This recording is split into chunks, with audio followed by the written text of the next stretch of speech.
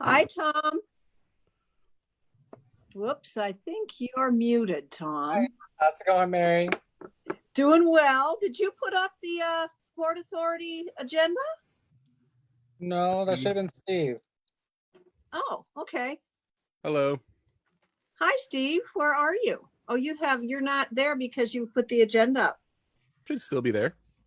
I hope we have, oh, aren't you cute? Look at your background. Oh my gosh. No, which one do I have up? I don't even know. Trees, and it looks like a wolf or a coyote. Oh, my fox. A fox. Okay, yes, that's a fox. It's very cute. Very foxy. Yeah. I don't know if we'll have a quorum. Lisa's Yeah, I'm not sure either. Yeah. Mary, So we'll see. I'm sad you don't think my Meta logo is foxy. Oh, I think it's cool. It's very cool. I was feeling so left out there. And just so you guys know, we've already gone live. So it's Oh, okay. FYI. Hi.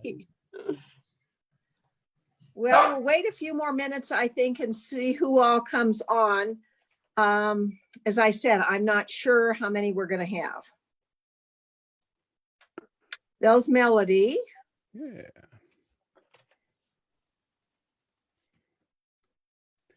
And I did get her sorted out with her email and the Google group and stuff. So Good, good, good. should be resolved. I can go get my phone, text, because the only one item that I think we need to take some action on is the yoga cancellation and the payments. So other things, and Kathy Sessions is supposed to be on, I think. I sent her the agenda again today, and I reminded her last week. And Tracy McIntyre may be on. Well, there's Sarah. Hello, Mary. Hi, Sarah. How are you? Good, good. We're figuring out if we're going to even have we know some folks, one or two are going to be late and one can't make it. So we don't even know when we're going to have a quorum, but we'll have to wait and see. Okay.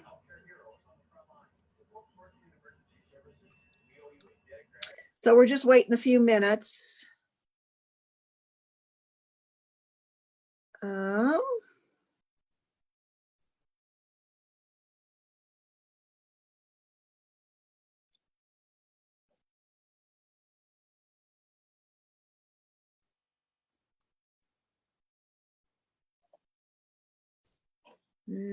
How did this work? Whoops, I just lost Zoom. There we go. I think we're back again.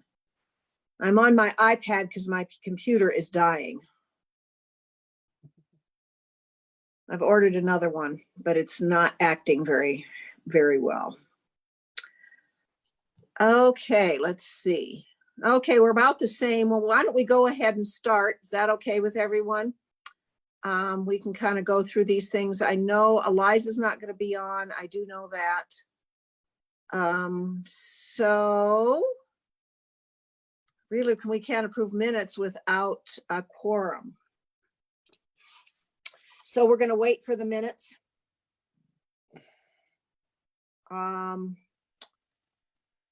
Let me see. I will text Lisa and Blair. I'm going to text Lisa and Blair and Neil and see if any of them can get on. Just a moment, okay?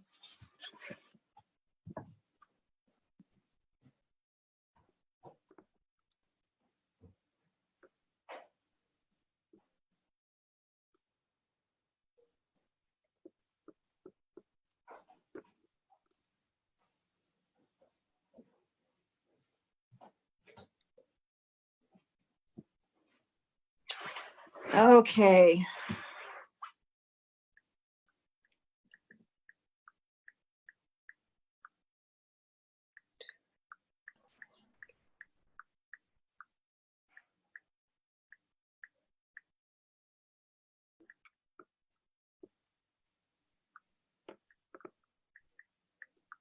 Okay, I'm almost done. Sorry about this.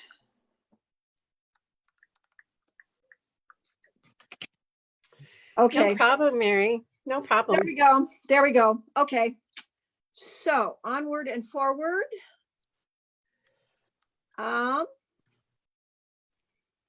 First item, the financial report. Tom, what do we have? All right, so current balance is 9,624 and 7 cents, which should include most things. So we did pay the videographer, so that money has come out already, so that's done. And you know, we got the 1,665 from the state for the yoga, but that money is going out, so that's, I didn't include that. Okay, So yeah, so 9,624 and 7 cents. okay, cool. 6,000, 9,000, you said. Was it 9? I'm sorry, 9,624. Oh, 7, oh, 7. Okay, And then I know this I think is lower down, but then we'll hopefully get about 1,200 reimbursed from the yoga festival from well, we're going to be talking about that. Yeah. so that balance should Okay. go up. Yes. Okey doke. And I did hear from Lisa, and she'll be on in just a minute, so we'll be able to take some action. So we'll continue on with City of Choteau update. Anything, Steve? Nope, not at this point. We're at our city council meeting earlier this week. We decided on some water projects, but beyond that, nothing that's really pertinent to cap Okay. off. Can Eliza be helpful with any of those water projects? I'm guessing they'd ask her, or that Mike would ask her if you. Yeah, we're working through our engineering Okay. firm, and yeah, they're really They're good. aware. Mhm. Okay, cool. Anything more about Main Street? And No, it kind of dealing- the water stuff kind of tied into that insofar as okay. Only insofar as that, like, it's not as much as a priority for the funding, the grant funding, as these projects are. I guess how I would put Okay. it. Mhm. Okay. But specific to kind of what we've been talking about for Main Street and the different projects, no, not much. Okay. Okay. We still don't know if DOT is talking at all about whether it can be done together or separately or anything like that, huh? Yeah, I mean, the my understanding is we've been told once again that it would have to be a separate deal. We're going back to them again, Okay. but it's not particularly hopeful. Okay. Well, again, we still have the deputy director, Pat, could be helpful. So, yeah, we can talk about that another time. Good. Any information in COVID impact utilizate, anything new there that anyone knows of? Sarah, anything that you know? I know you're trying to get a grant evidently so that your counties don't have to pay their assessment, and that would come from the stimulus funding, I think. Is that right? And actually, we did receive that funding. It will need to go through my board for that decision because it is Okay. $10,000. But it's a great thing. Make sure that your nonprofits, including yourselves and anyone else, knows that the state does have funding for the nonprofits under the social work section. Gloria, jump in, and Tracy, if I miss any of these, under innovation, and they do have some agriculture funding left too. So make sure that, I know that MBAC was in Augusta last week working with the fire department and the American Legion and the American Legion Auxiliary because they had to cancel everything. So even those type of events are able to obtain funding. Also, the PPP forgiveness paperwork is out there. So make sure that businesses are talking to their bankers to get that through. And if people haven't applied, there is still funding in the PPP program as well. And then we're just waiting for the state to come out with the rest of the requirements and what they're going to do with some of the rest of the funding. Has that deadline been extended? Do you know? On PPP, Yes. Not that I have heard yet. There is a ton of talk of extending it though. Okay, I Okay. heard again today that they're talking of extending it, but I haven't seen anything yet. And I haven't heard anything definitive from the SBA yet either. okay. Okay, good. Thank you. Gloria, you want to add anything more? Sure, just that wearing my Anaconda Community Foundation hat, I did apply for several nonprofits in our community, and it was so incredibly easy. I mean, maybe the first one you had to scramble a little to make sure you had your Secretary of State annual report. But let me know if any of your nonprofits just need a little hand holding. I'd be glad to do that for them. I You know, might Steve, give you a that's- buzz, Gloria. for, Okay, great, yeah, for a couple. great. You could do that both in Chamber and in our Facebook site, and I will send to our Google groups. I'll send out a message that this is available. I do know the Rocky Mountain Front Weed Roundtable, which is a 501(c) has applied for it. I don't know if the museum has or not. Mel, do you know? Okay, or the Arts Center. I will definitely contact Susan Lunstra. Mhm. So They arts, definitely should. I'm sorry to jump in, Mary. And the other thing is when they're applying, all they need are tax ID status, articles of incorporation, and your good standing with the Secretary of State. It's Okay. incredibly easy. And I've helped a ton of businesses just kind of getting through too, especially those on the reservation, not knowing quite which license and things to put in. So super, super easy. Call Gloria, call me. Really takes about 5 minutes if you have your documentation. and it's a $10,000 limit, isn't it? On some of them, the innovation grant, if you're doing anything to assist or augment or help to provide resiliency moving forward, that grant is actually $25,000. You know, Kathy Sessions is on. Kathy, that's something that you could apply for as well for Seroptimists, I would guess.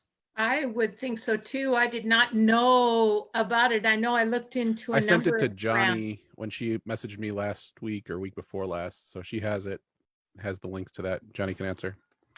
Oh, good, good, perfect. Well, if she needs any help, have her contact Steve or me and we can get you in touch with either Sarah or Gloria if you need assistance. Okay. But I think that's true. They are easy. I know I looked at the one that the Rocky Mountain Front Weed Roundtable did and it was pretty simple. So great. Yeah, and I Well- think Johnny has all of those that were just referred to, those Mhm. documentations. So Yep. Great. Well, good information. Thanks, Sarah and Gloria. Anything else? Sarah, I just didn't read the whole thing, but in the paper, there was something about revolving loan fund. Are you through Sweetgrass setting up any kind of revolving loan fund? I know that Shelby has. We have a revolving loan fund that is almost out of funding. We are applying to EDA for additional funding, which with that, it would be great because like the city of Choteau has revolving loan funds. We can Yeah. match those. We're working with some banks. I'll have that application in next week. I'm really crossing my fingers that we can do that. I'd also like to apply for some other funding to assist within our region for resource assessments, similar to what Choteau has done. And I'm hoping that META applies too, because those are going to be huge moving forward. We're going to have a lot of planning and your Port Authority is going to be instrumental in how we move forward with this. I'm also looking at some board training because a lot of our boards are typical, you meet in person and this is what you do, and technology is difficult, and we'll probably have Melody or someone come and speak to when dealing with technology. How do you move through that with the media and with public notices and all of that type of thing too. So we're looking at a bunch of different things moving forward that way. So I'm hoping that we receive the funding. We're applying for about $500,000 I don't want to end up with a lot more money than we can get out in that 2 years. But the projects that we just have in the pipe right now, we'll be able to get those funds out and revolved and be able to help a lot more. What would be the percentage rate? With the EDA funds, as long as we can tie it back, our interest rate is prime +3, but Oh. we also have some leeway with that. Especially with COVID and getting this money out the door now, we can do 0 to 2% loans and Okay. make those terms a little better. So we're hoping that we get those funds to be able to get that out the door. Because I can think of 3 or 4 businesses in Choteau right now that I know we could go in and help with some of the projects that they're working on that And I've I know actually folks that- talked to you about. Okay. And I know Choteau has, folks have been applying to the revolving loan fund. I know there've been 2 or 3 recently, and I think Choteau has what, 80, 90,000. Do you know, Tom, by any chance, or Steve? I know that's about the amount, the kind of corpus of it. I don't know what's currently remaining in it. I want to say it's closer to about 55 off the top of my head, but Okay. don't quote me on that. I'm not certain. Okay, great. Well, good, Sarah. Please keep us informed on that because, yeah, there are certainly businesses that would be interested in that. I will. Okay. And I may be reaching out for a letter of support for that too. Okay, be happy to do So that, I'm I sure. will- And Lisa, thank you for joining. I see Lisa's on, so we have a quorum now. Yahoo. Wonderful. Sure, no Thanks, problem. Sarah. Let's go back to, and so we get it done. We need to approve the minutes from April. So I hope, no, Tom sent them out today, or I think yesterday or today, one or the other. Thank you, Tom. And do I hear a motion to approve? So move. Second? I second. Okay, are there any questions about it or any corrections or additions? Looked good to me. Okay. No changes. Okay, those in favor, aye. Aye. Aye. Opposed, same sign. It passes. Great, thank you. So we'll go on to updates for the META projects. And the one thing we do need to talk about is the Choteau website maintenance. We got some information from Went that the photo we used from Chad Deppner, the lease on it is up and we can either buy it or lease it again. And someone needs to be in charge of maintaining that. It's been kind of part chamber, part Port Authority, part T-bid. And I don't know what Steve or Lisa or any others on. Tom, you're part of T-bid. You might kind of know. What are thoughts? I think this is an opportunity, kind of, Mary, as you and I have talked, this is an opportunity to kind of create our, joint partnership between the 3 entities potentially and have an agreement. And, currently I'm donating the server space and the upkeep of it, and happy to do that. But just as a matter of kind of protecting everybody involved and making clear the kind of sidebars on it, let's make a proposal to the other 2 organizations and create a partnership, a 3-way partnership to maintain the website and split the costs long term. Like I say, right, Okay. I'm happy to keep donating it right now, and it's minimal work for me. And I know, Tom, you update with the events and stuff occasionally, and so just putting something in place for these types of situations where we need to update a license or whatever it might be, we have some clarification. So I'm not exactly sure how to word that as a motion specifically, but I guess propose to T-bid and I would move that we propose T-bid and chamber to form a partnership to manage the visitchoteau.com. Sounds good. We can get some cost estimates and since with the marketing and branding, we're going to be using the website more because it tiers off that. And if we get the grant for the digital maps, that's going to tier off the website. So it's going to be a very important tool. It's been moved. There a second for that motion?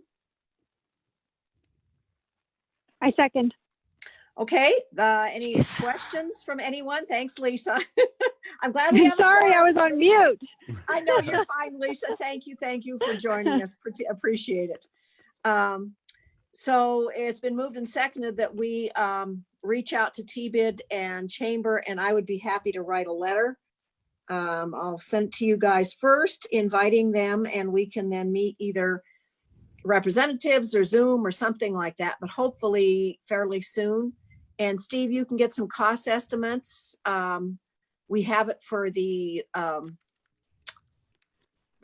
picture, but I don't know what the other costs are annually. And I think for your time, and Tom, I don't know how, if your time, whether it's either through Chamber, I mean, you work for Chamber, you're on TBID, and you work for Kappa. I don't know how that could be worked out, but we need to talk about that. So anyway. At the very least, the kind of pressing issue in my mind on this is the Chad Deppner photo. Yep, with that, absolutely. split the cost of it or whatever as a direct result of this. Yep. The rest of the maintenance costs, I think, are very secondary. Okay. But we need to know approximately what they are, and there could be more in the future. So anyway, it's been moved and seconded that we establish an agreement with the other two organizations to discuss the maintenance of the website. Those in favor, please say aye. Aye. Aye. Opposed, same sign.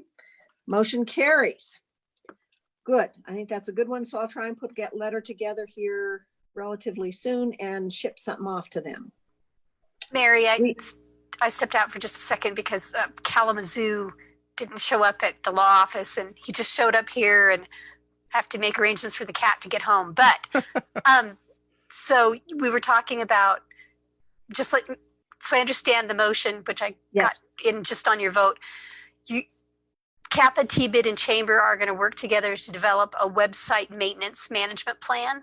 Well, I'm going to reach out to them to ask them to establish it. Okay. Because we think it should be a three-way deal, that the three of us should agree, at what needs to be done and splitting the costs and that kind of thing. Okay. And this is for the Visit Choteau website. Okay. All right. Correct. Thanks. Correct. And yay, Cal's not dead. Yes, I know. I bet that everyone was sweating. I understand. Good. It's the good weather. Yeah. He's out catting about. So the grant for recreation, interactive trails and signs, we don't know anything from that yet. They've requested other information. We've tried to supply it to them so far. The grant has been accepted and it's being reviewed, is my hope. The Main Street Business Development, we made the video final payment. That's done. And new resident outreach. Steve, I know you and Lisa, I think, we're on kind of a committee and we're going to work with Chamber. Anything there? Or that's something. I've worked, so the Lions Club brought this up too, and I brought it to Chamber. Tom, when was that? That must have been kind of the first month of COVID, so maybe March. We talked about that at a board meeting. Yeah, and there wasn't a lot of interest from the Chamber side. So Lions Club might be an avenue to go down to talk about new resident outreach, and they were talking about doing the what do you call it, the welcome basket kind of deal. Partially is that for them to find new people to put on the calendar and new customers for that. But just as just a good measure for the community. Okay. So there's an avenue there for us. Well, I think obviously summer folks are busy. Regardless, they will be busy, I think, one way or another.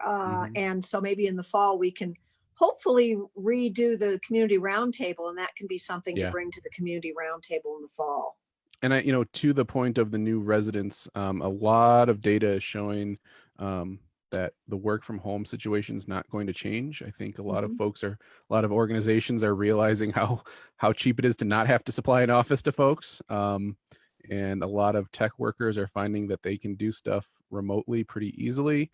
And I think places like Choteau are going to become even more appetizing and appealing for work from home situations. So us getting on this ball it's a good place for us to be.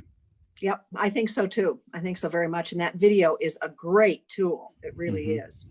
And I saw Bob. Oh, there he is. good to see him, Mel. Hi, Kitty. Hey, Mary and Yes. Steve. The Cut Bank Chamber has been doing welcome bags for a long, long time, and they use local entities such as the Lions Club. They really tap into the school, to the coaches, to the teachers, and to the churches to get who the new people are. And they give them welcome bags. It's got a little welcome to Cut Bank, some information about the businesses in town. And I think they put in like $10 in chamber bucks or something as well. Okay. And then they deliver them however they do it. Sometimes it's the chamber, sometimes it's some of the other organizations, and they kind of take turns, but everybody puts together in it. And they have a really great process up there. Brenda Schilling with the Port Authority and Cut Bank would probably know a little bit more about it, or Erin Kitson, that's with the chamber up there. Okay. Now, Could you I send think me their that one of contact? the, oh, sorry, go ahead. Absolutely. Great, thank you. One of the Yes. things that we talked about last meeting was possibly looking at getting that video out on the Central Montana website. And I think Steve was going to look into that. I think you're right, and I Is that- haven't. Okay. Yeah, I I hadn't have not heard yet, but from you, so I figured, okay. Yeah. One of a million things on your list. yeah, right. Oh, that I remember that suggestion. That's a very good idea, and I bet that Gail would be glad to do that. I'll move it back to the top. Great, thank you. So, and then one other thing, just a side note, because Steve, you mentioned this concept of remote workers and companies being more favorable to that. I saw, and I think it might have been a Meta, news thread that had a link to an article. There was a study done, I think it was MSU, and I could be completely getting all these facts wrong, but the interesting aspect of it was that what they found for people moving back, especially young people moving to rural communities, was that most of them had ties to the community in some way. So maybe they grew up there, or maybe they have family there. So I think that theme has come up a lot, and that we really need to look at how do we target those family members or people who used to be here. We've talked about this in the past, I know, but I think it kind of keeps coming up, and we should always consider that as we try to reach out to people. Mm-hmm. That's a really good point.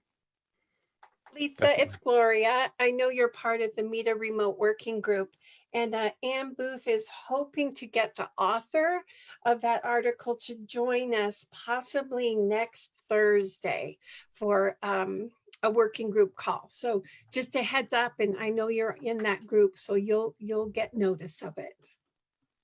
Oh, that's great. I have been finding it impossible to attend any of these meetings that are in the middle of the day. So unfortunately, I've been missing them for several months now, but I'd love to see minutes, or even I could listen to a recording later if folks would share that. Sure. It's just that the time of day is tough. Sure. I would be glad to record it for you. Great idea. Okay. Okay, great. Thank you. Good. Yeah, how to contact those folks with social media, Facebook, and perhaps this fellow will have ideas about how you do contact, people who have connections here. Obviously, the newspaper through that. So yeah, I think that's something to follow up on for sure. So we'll leave that on the agenda. Okay, the next one is the Meta Ripple Effects summary. I don't know if Lori's on or not.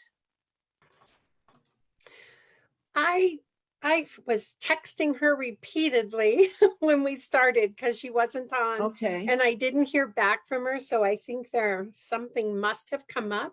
But Okay. I do have the cleaned up visual that I think I emailed to you and Steve, Mary.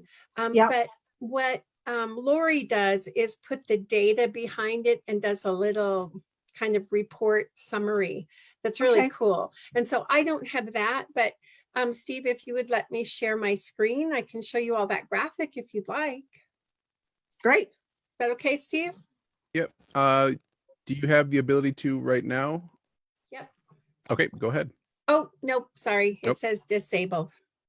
So it's not that big of a deal if it's hard for you to make the switch, Steve. Nope, just give me 1 sec. Or we could look at that now and then hopefully maybe in June, I think we're going to have a meeting. We'll see. We could then have Lori on so she could put in her 2 cents worth. Gloria, you Okay. should be good to go if you're ready. Ta-da! Okay, there it is. There it is. Yep. Isn't We that see it. gorgeous? Look at all It that is. you've It's very cool. look at all that you've accomplished. I'm just popping my buttons for the great work you all have done. So again, Lori will make it all make sense instead of just being a pretty picture. She'll have resources and recommendations, and she'll give you a really nice summary report out of it. Okay. Well, we'll Okay. leave that in the agenda then for next month. Okay. Thanks, Steve. You bet. Okay, the next one is event cancellation postponement. Well, this year's yoga festival has officially been canceled. And as I mentioned last month, I did follow up with the state regarding some of the payments that in my mind, and also I think talking to Roseanne and looking again at the grant, these costs were clearly in the budget. But I tried again and they still have been denied. And so I talked to Roseanne, and here's something I'd like to propose. And other than this, I don't know what to do. It's about $1,200, isn't it? $1,250, Tom? Yes. Total amount was actually more, close to $1,700. But we were going to work with her for only half of the. Well, the one that I think there's the one for and I can't remember, well, I don't have it in front of me right now. It's in my computer that I can't access. The costs for the Facebook, when we had the discussion about that it had to come from the Port Authority, it could not come from Front Range Yoga. She is going to reimburse us for that, and I can't remember that amount. She's also going to reimburse us for the $250, which was for some further advertising that was clearly in the budget. The one that also was in the budget that we have a discrepancy over is the $997, and that was a bill from last August. And I would say I'm a little bit remiss. Jody at that time was going to do the remittances. And I guess she didn't realize that. I didn't realize that. Anyway, the request for funding, the invoice wasn't sent until I think April. And that's when we found out that it was not going to be an allowed cost. We just assumed it was going to be allowed cost because it was in the budget. So that was for $997. So I guess I see that as being partially our responsibility because it took us about 6 months to even submit it. And due to confusion, I thought it had been submitted by Jody, but it had not. Anyway, my suggestion there is $997 is to split it with Roseanne, but that's open for discussion. We need to figure out something with that because we will not be reimbursed. I've tried every avenue I know, and it's been a no. I move that we split the cost with Roseanne. And that'd be for the $997. Correct. I second it. Okay, moved and seconded. I thank you for that. And the rest of them, and Roseanne will pay by the end of June from what she's told me. But that is the outstanding cost. And so I appreciate that. I'm sorry for the mix up, but we'll know better next time. And I know, Tom, I appreciate it. And this is true. I know through others that there have been difficulties with the event grants. I don't think we're the only ones that have had problems. Yeah. And since we have another grant with Department of Commerce, I would just as soon get along than not. So those in favor of splitting the $997, please say aye. Aye. Aye. Aye. Those opposed, same sign. Thank you very much. I appreciate that. Okay, Blair is not on, and I don't think Heather is either that I know of. Is Heather on? I said it to her, but she's not on, I don't think. Nope. Okay. So I know Blair told me just recently that they're waiting to hear back from Larry Grine, and he did ask me about a couple other buildings. So I think he's communicating with his steering committee, but I don't have a report for him. I think, as many of you know, and this is not any kind of private information, his nephew this was a young man who committed suicide a week ago. So anyway, I don't know, but hopefully we'll put that on the agenda and we'll continue to work forward with childcare. Before we start the meat processing discussion, I know Kathy Sessions is on. And so she may not want to hear all the meat processing. So Kathy, why don't you talk to us about the Sir Optimus Trail? Well, it sounds like Steve and Johnny have had conversations. We've been 3 years since we resurfaced the Sir Optimus Trail, which is used quite extensively. And we are in the process of trying to garner some monies through grants and other means in order to resurface it again. And how it was resurfaced 3 years ago is there was gravel put on it, and then there was like I call it a glue spray. Anyway, there was an adhesive that was put on there, and it held the gravel together. It wasn't asphalt, it was cheaper, but it actually worked really well that a lot of your wheeled carts could go across there, whether it be strollers or bikes or anything like that. So I just wanted to reach out to the community saying we are starting fundraisers to try to get that in the next year, figuring it wouldn't happen till next year at this time. Looking at resealing it, building it up a little bit down toward the fairgrounds as it gets. We already do spray it. We're trying to keep ahead of all of the weeds and everything that get in there, but there are a lot of people that use it. We're very appreciative of the doggy stations and the help with that, but we're looking at resurfacing. It's going to cost about $20,000. So we're just looking at it right now to see what we can garner and come up with for next year.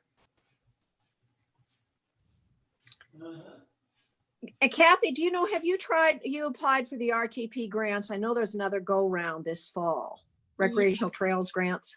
I didn't know there was one this fall. Johnny and I have done it, and she's been gone this year, so I didn't have any of the paperwork, and I got a little caught up and busy. We're not hearing you, Kathy. Yeah, you're breaking up on us. Schools, so I wasn't able to follow through that. We would look at a number of resources, but yes, she has gotten that.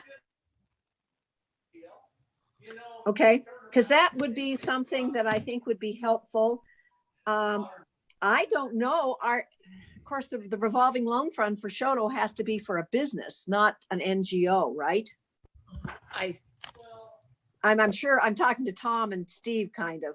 That I'm not sure. I'd have to look to be sure, Tom, but I would presume yes. I don't know what the guidelines specifically are, but I know that since we've done it, we've never given out grants to a nonprofit that didn't have like a bricks and mortar project. And to my knowledge, there hasn't been one since I've been kind of paying attention to it, and that's the last 4 or 5 years. So not entirely certain. I'm wondering if that could be something, because I know there can be flexibility with that. And, I'm talking to Department of Commerce last year to, I can't remember the guy's name, that a lot of communities have really made them sometimes grants and so on. I don't know if it would be worth approaching the city council about, and then they take it to their committee, I'm assuming. Isn't that right, Steve? Probably the other way around. Go talk to the mayor, and he'd talk to the. Yeah, And I don't think that there's ever been any grants given out of our revolving loan fund. It is a loan fund that has to be, I believe, repaid. Okay. According to Commerce, though, they can change the criteria. Those were put together in the 90s, and that's something I know we talked about it a little bit last year, and we gave some information to the city and hopefully got forwarded to their committee that if they wanted to, they can loosen up the requirements for that, and they can change the rate, which is now, I think it's flat 5%. They can change that. They can change the criteria. That what they have now is not set in stone, that they can change that. And just, it might be an opportunity.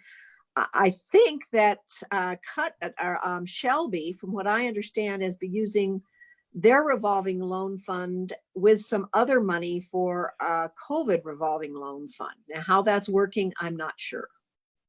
But anyway, it just might be something worthwhile, and you can always ask, and they can say, nope, it's got to be a business, it's going to be a loan. But I think flexibility is something that, you know, if folks are approached, they might consider. Yeah, I just needed some ideas that came from you guys of directions we could go and others we could pursue. So thinking that Johnny and I'll pursue that trails grant in the fall, and then what Steve and Johnny talked about. I looked at the other COVID things and it was like employees and stuff like that. So I definitely was looking in the wrong place for that. So I will do that. Okay, and that's the governor's stimulus funding. Right. I don't know of others, maybe Gloria or Sarah, any other suggestions? Oh, I think the governor's stimulus funding, the social assistance grant would probably work. EDA does have some funding, but I don't think that it would work necessarily for that, maybe for technical assistance. Tracy, I don't know if you've been listening enough, because long-term in our SEDS, we would love to help all of the trails in the region with signage and things like that to get everyone connected and to help with funding with that. But given COVID, we kind of were waylaid with that, but trying to find funding for that. There may be some private foundation grants that we can look at too for you. Brenda Schilling with the Glacier County Port Authority is contracted to help me with social media and research. So trails is one of the big ones she's trying to find funding for. So we'll keep watching that. But I don't think other than that, Gloria or Tracy, unless you know of anything else coming through, it has to be totally COVID related, which you can make this a health benefit, but I don't know which venue of funding you'd be able to utilize. So Sarah, I think there's a couple things. One, Libby just got and put in some really cool wayfinding. So maybe reaching out to Tina up there and see how she funded it. She used some unique funding sources there, I know. So maybe reaching out to Tina Oliphant and asking her about their wayfinding project. It took a couple years to do it. And then I would encourage looking at the CDBG. We heard today that we're going to have extra funds in that. We've like in my previous life, I was successful at doing parks and that kind of stuff underneath CDBG one time. But I know that they've kind of, if you can tie it to Main Street and that kind of stuff, I think that you definitely would have an application available for the CDBG program. Okay. I'll ask Eliza about that, because I'm sure she's aware of the new CDBG or what if they're changing their requirements. So I'll ask. Yeah, or talk to Tara if you can have that kind. She's the one that announced it at the meeting that Gloria and Sarah were at as well. And then, truthfully, are you guys Main Street? Yep. Yeah. Then the one that I did. Thompson. We're not the Main Street. There's two different ones. We are the rural partners. Okay. Yep. Yeah, the rural partners. We're not the other Main Street. In my past role, I worked with Thompson Falls, which was a Main Street program, through that program, and that's the one that we were able to do the park through CDBG. Mm-hmm. And I worked with Tosh Weismiller, great guy. I would highly recommend that you guys talk to him about this wayfinding project.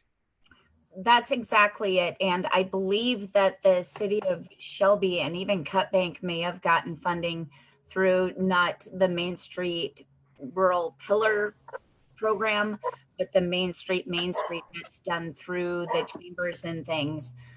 It's a process, and it's actually something to get involved with right now, because those applications are due in the fall. Okay.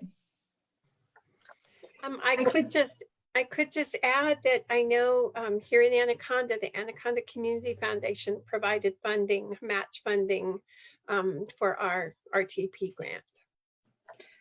And I think our community foundation has given you funding before, haven't they, Kathy? I'm not Community sure. I'd Foundation? have to ask Johnny. Yeah, I'd have to ask Johnny. And what about Bow Brothers? You get money from them, don't you?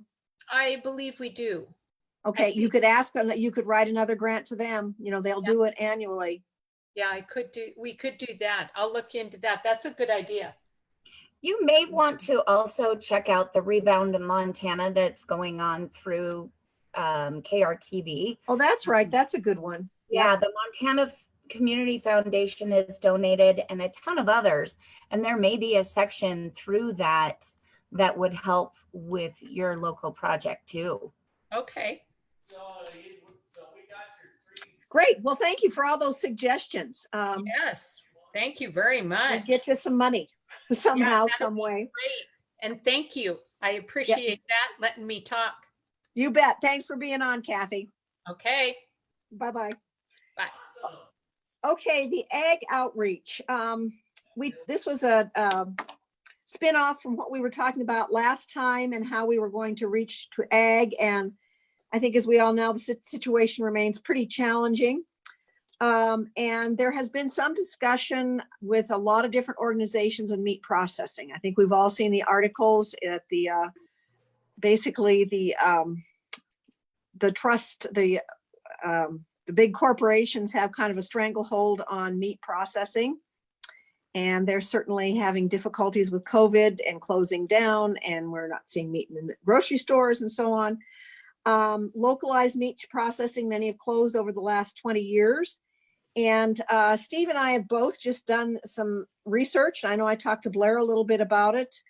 And there are opportunities out there. And I know, Tracy, if you could share with us kind of what Trent Townsend's doing, and Gloria and Sarah, if you know of any. There certainly is interest, and we, I think, are in a position to provide information. I'm not sure we would be the driver. I don't think so, but if we could stimulate some interest, we've had certified meat processing plant here in Choteau. It would be great to get something else up and running again. So Tracy? Yeah, so we have a project in Whitehall for the Jefferson County. They actually just released their RFP. They extended, I think that they closed on it on Friday, and we should know their selected contractor for their feasibility component by the end of this week. Built within their feasibility is that they would be working with Montana Co-op Development Center on what it would look like to be a producer-owned cooperative. And based on that, we're really excited to get that, because we're hoping that that gives us a baseline to build off of other co-ops that are working on meat processing. Now, the conversations on meat processing have been vast. We have a number of different communities talking to us. We also have expanded our partnership. We're working with INCAT and the Western Sustainability Exchange, talking to them about distribution, meat processing, all sorts of different things. Western Sustainability Exchange and MCDC have proposed, we put in a funding application a couple weeks ago, hopefully we hear soon, to do kind of the mapping of what all meat processing units are in the state of Montana.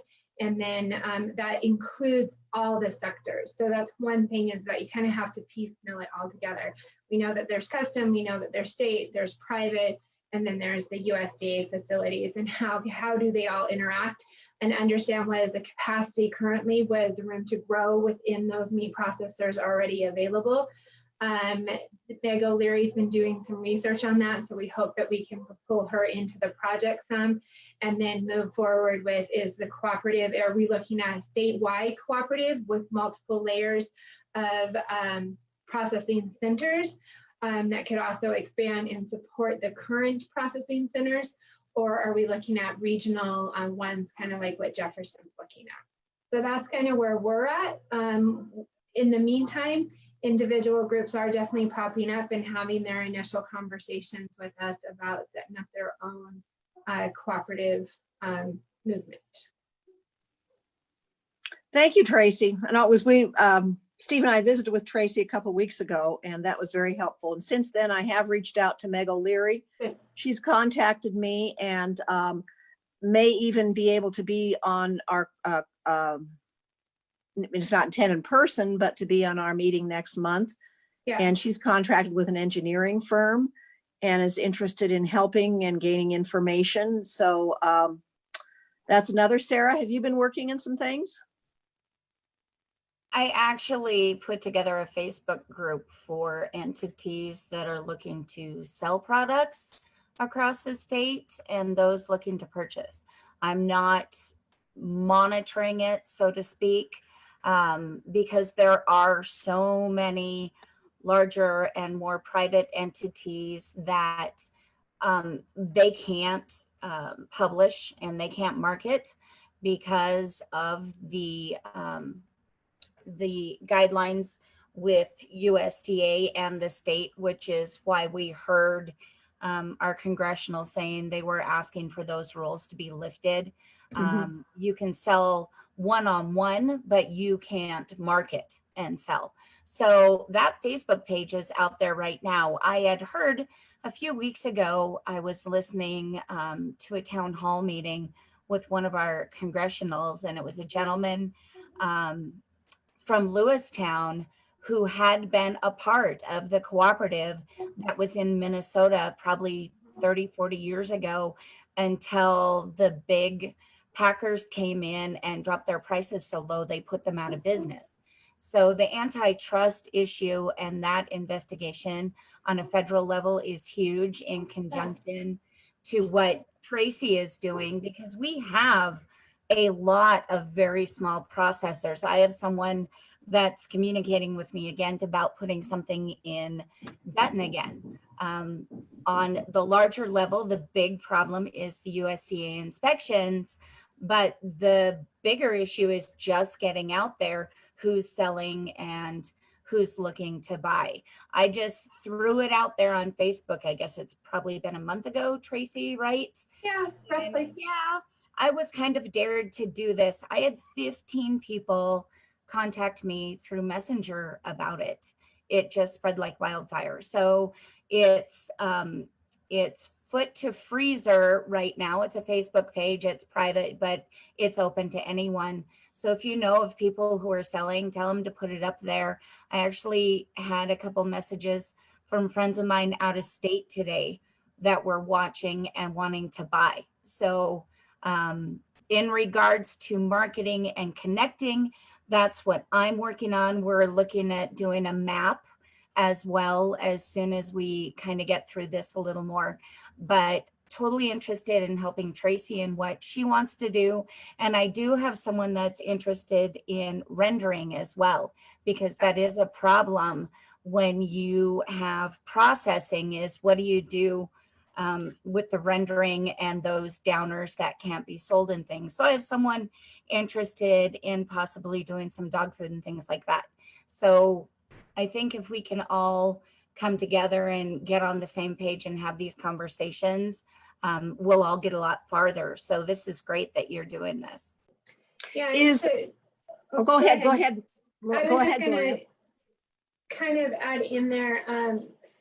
Sarah's right. The inspection side of it is definitely something that we need to really explore a little bit more. There is some confusion on how people can access meat, right now, unless a rancher farmer has a meat depot license, it is quarterly. They have to sell a quarter, a half, or that. If they've gone through the process for a meat depot, at least this is the way I understand it, is that then they can sell per package, which becomes a lot more affordable, or they take their animal in and the butcher processor sells it by the package. And so those are things that inspections all need to be there. And I honestly don't think there's enough inspectors in the state either. So that's another avenue. And so when you're looking at the overall picture, you've got the waste side of it, you've got the feed side of it for the animals as they're sitting there waiting for the slaughter, the workforce needs. I mean, it's a bigger issue than just developing the processing center. And that is all the things that we want to try to kind of pull in. And Sarah, anybody that wants to be part of this conversation, we welcome, because our idea is if we can leverage different components and all of us are communicating and doing different components of it, we could really start making an impact on how meat processing goes in the state. Montana Farmers Union, also, I reached out to them today to kind of get a better feel for it. I know that they've started having discussions on meat processing as well. So hopefully we'll be tying into their communications and conversations. Is there at this point, then I know, Tracy, you have a working group of some kind. Is there another forum, like is GFDA doing anything regionally? Not that I'm aware of. We're having some discussions statewide. I was having the governor's office, Eliza, had been pulling some of us together into monthly phone calls. It's food and security, food security and distribution is kind of what we've been calling those. They're monthly, and that really is just kind of how are we doing, who's working on what. It's not formal. What we would like to see is actually everybody talking about meat processing specifically be put into some type of a committee of some kind, so then that we're not, because even just today I heard of others that were working on it, and so we've got a lot of silos happening, and it's a big issue. And so how do we kind of break down those silos and still address the needs? I think that's the big question. That's definitely true. And we're happy, I think, to be, a part of it and to keep informed. And I know even Steve and I have reached out to some producers locally. I think there is really a strong interest. Yep, there's a want. And restaurants are interested. But I think we do need a forum. We need some sort of, I guess, a formalized or an easily accessible way to gain information and to know how to participate, because I think the broader it can be and the more cooperative in the larger sense cooperative, the better. Well, Mary, I think something though to keep in mind, if you have a group of producers that are ready to have that discussion, even though we have this larger one kind of happening and we can cross-sector, my biggest fear is that we have groups that are kind of ready and they know that they need a processing center that they're going to hold as this other statewide effort goes in place. At least for most I know of, that's not the case now. I think it's just interest. For example, there's a new butcher in Fairfield. And I can't remember the name of it right now, that they slaughter, but they don't process beyond that. Then they're not state inspected, but they would be interested in becoming state inspected. And we have several that are that way here in Choteau. So, there's just a lot of lack of information and a lack of connectivity as to who's doing what, how, and when. So if any of you know, Mita, do you know Mita, Gloria, is Mita doing anything, or have there been efforts that you know of? No, my biggest contribution was to make sure Sarah knew about this conversation tonight. Oh, okay. Thank you. Yes, she's who I knew was working on it. So okay, great. Love this idea, and I love that there's someone who's actually willing to do the slaughter. My mom has a ranch. We get everything processed. She can sell package to package. She can't broadcast it though, because it's just state inspected. And when they closed the plant in Shelby, we lost our USDA inspector up there because they figured they could just pull from the border. Well, that's not true. If you talk to any of the 4-H kids, they have to take their animals for carcass evaluation to Kalispell, to Chinook, unless they make an appointment and have an inspector come. So the more inspectors that we can get in the state, the easier it is, but it's hard to say we need more inspectors when they're like, you don't have the processing. But it is huge, and I am finding out so many people sell in the region that I didn't even know. And I think this is something that, Gloria, I'm going to put a plug for a META type working group for food processing. And that could include, you know, figuring out a way for peas and lentils and that type of thing to be processed so that we can use that for feedstocks in those feedlots. Because at one time, Montana had so many feedlots. I remember being little and our calves never left the state. And now they're shipped straight to Nebraska. So I think there's a way to build this back up, and the infrastructure is there. It's just tying the producers in and giving them some assistance to move forward. Well, thank you. I think Gloria, Tracy, Sarah, if you can keep us informed, I think we're listeners rather than actors at this point. And I know Mel will do a very nice article. And if you need contact information for Tracy or for Gloria, I think you have Sarah's, I know. So we will continue the conversation. I'm hoping that maybe Meg O'Leary will be on next month. And if we can get people to at least come like you did this time and talk about what's going on and give updates, that might be helpful. Any other suggestions? So Mary, if there's ever a time that your producers want to sit down and talk about what a co-op would look like, that's usually the first step on the ground for us. Okay. People, but in this case, because what I'm seeing, and we have that flexibility when it comes to cooperatives, right? You can have different layers of membership. So there could be the producer side, there could be a consumer side, which could be your restaurants and your butchers, or even a 3-tier approach. And then there could be the preferred stock, where, you know, the people that just want to see it happen, that don't have any necessarily skin in the game, but they want, you know, the byproduct, the product itself. And so that's where, if you have a group at any point in time, just let us know, and we're happy to come in and start on the ground and forming that cooperative. That sounds great. Mel. I'm sorry, but I don't know who Tracy is. I know everybody else on this call, but who's Tracy and who's she Tracy's with? with MCDC. She's the new Jan Brown. And I can get you her contact information. So she's in Great Falls with MCDC. And hi, Melody. And they're just doing the co-op.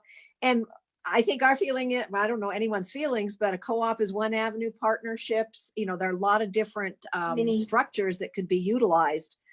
As interesting, I talked to Skip Hoyt, and Skip is not directly involved anymore, but he certainly knows the drill. And as he noted that, and I think he'd be willing to be at least, you know, an advisor. He said there's a lot of used equipment out there from folks who've gotten out of business in the last 10 to 20 years, some of it very good and could be acquired very cheaply.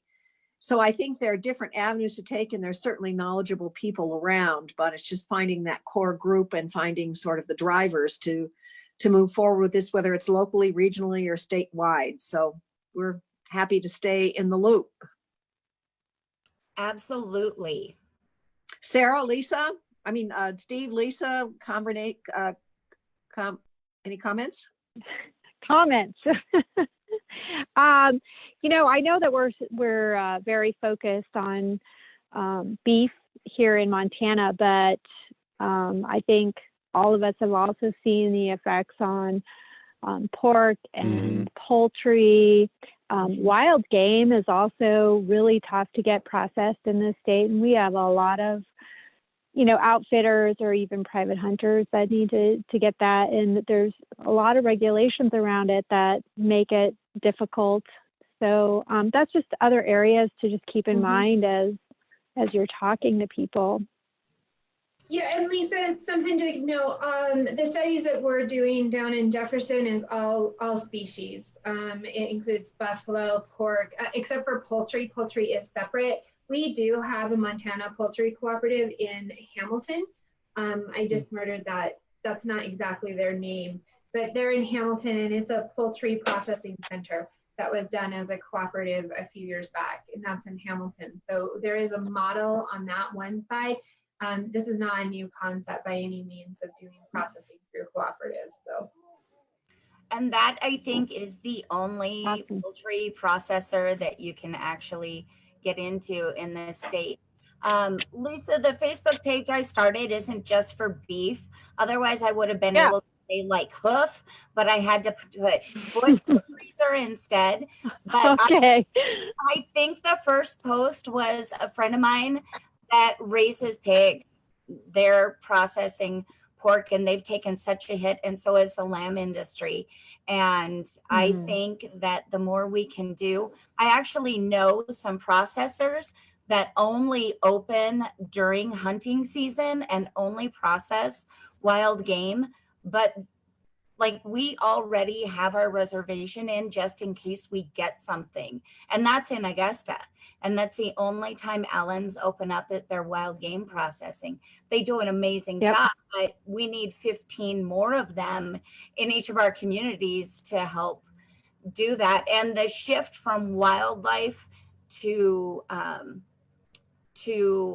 domestic is very difficult if you don't have two separate sets of equipment and all that type of thing. So that's another venue we can go down as well to help out those visitors. Yeah, we state as well. also use Allen, and they're terrific, but we have that same problem. That's the only one really that you can go to, and it's a short season, and they're just inundated, and we found the same thing. It's too difficult for them to try to switch to domestic. So, for cross contamination and that, and it's very expensive for them. So, but it's just another area where I think we have some shortfalls that trying to help people find business opportunities. That's a great one. Well, I think part of the RFP, if I'm not mistaken, Tracy, was doing a business plan. Isn't that correct? Kind of a feasibility study? Yep, for the one in Jefferson, it will be, it's kind of the business planning component of it. And that's what, I mean, really the way we operate, once we get one feasibility, same thing with the childcare, we get one feasibility in and we use it kind of as a baseline for other communities to mimic and grow from. So we're excited to have that one completed soon. Well, any suggestions on how we should move forward other than continuing the conversations through our meetings?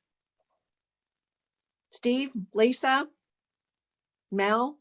No, I think the moving forward and keeping the conversation moving and getting the word out, this is it's not a new concept per se, but it's a revival of a concept it's a new revival. And so folks are talking about it, and we're seeing that across the state, based on Tracy and Sarah and other folks. Like, people are clearly interested in this. I think there's an opportunity, like you and I have talked, Mary, that the revival of the local processor, just like we're seeing a lot of niche across markets, we're seeing niche stuff kind of revive.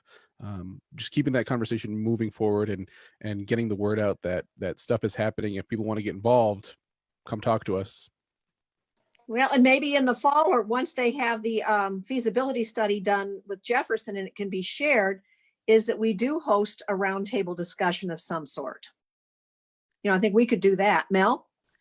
Do you get, and this is kind of directed towards Sarah and Tracy and you, Mary, do you get the feeling that if we're looking at reviving local processors, we're looking at maybe a different market for those goods than what we saw previously? I mean, when Triangle Pack was active and working, it didn't really deliver to individual local people. It had its sources were markets and restaurants.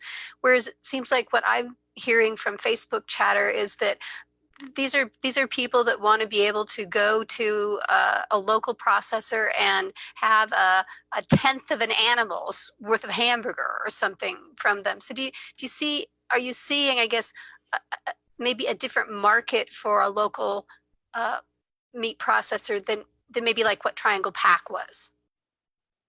So Mel, I'll jump in on that one. I definitely think you're right on point. What we're definitely seeing is Montana Feeds and this is kind of the initiative that we named it, but Montana Feeds Montana. I think that this COVID just escalated the desire for people to know where their food's coming from. Yep. And that we're really starting to see that. So on the other component of our initiative that we've started, not only on the meat processing side, we're working on a wholesale grocery store distribution chain across Montana as well. We had our first phone call actually on Tuesday. We're hosting another one next week. So if you guys have grocery stores, this is really for those that are not getting the supplies and inventory that they normally were getting. Again, this was an issue that we knew was happening, and we had kind of initial conversations, but when COVID hit, a lot of our rural and remote communities are seeing like 1/5 of their orders. That just sticks out. One of the grocery stores just said, we are literally only getting 1/5 of our order. Another one said that one of the distributors said, we just can't pick you up right now, maybe after COVID. And so the distribution side, and so what we want to do is maybe tie the two of them together. And that's part of why we've pulled in so many different partners across the state on this conversation, is to really say, how is the food supply working in Montana? How are we distributing it? And then the meat processing is the one side of the processing. I think Sarah's right on point, though, that we need to look at all food processing and how we can start really feeding our own. That is exactly it. And Mel, you are totally right. Completely very similar to what Triangle used to do, but completely different. I was working with an engineer that came up from Bozeman that went and bought grass-fed beef from Lisa Schmidt. People really want to actually know specifically where their products are coming from. They're very into grass-fed and organic, which we've seen a lot of, but there are others, they just want to know that their products are safe. They're wanting a producer that will take it to the processor and they'll pay for it, or they want a processor that they can call and say, hey, I have 4 friends, we need a beef, could you do this? Or the people that I know that are selling pork products, my friend has cute little pigs all over her Facebook page right now. They're all claimed for when they are large enough to go be processed. She sells them that way. So I think there's 2 different dynamics. There's the feeding the larger area, and then it's feeding those people that really, really want to order and get it specific. So there's kind of a 2-prong approach to it, but the bottom line is getting the producers on board and getting enough processing that they can do all of this, and dealing, quite honestly, with the inspection issue. Those are kind of the 3 top focuses. But I've had people say, we'll pay $5 a pound for burger, and most of the people I know that are local charge $2.50 to $3.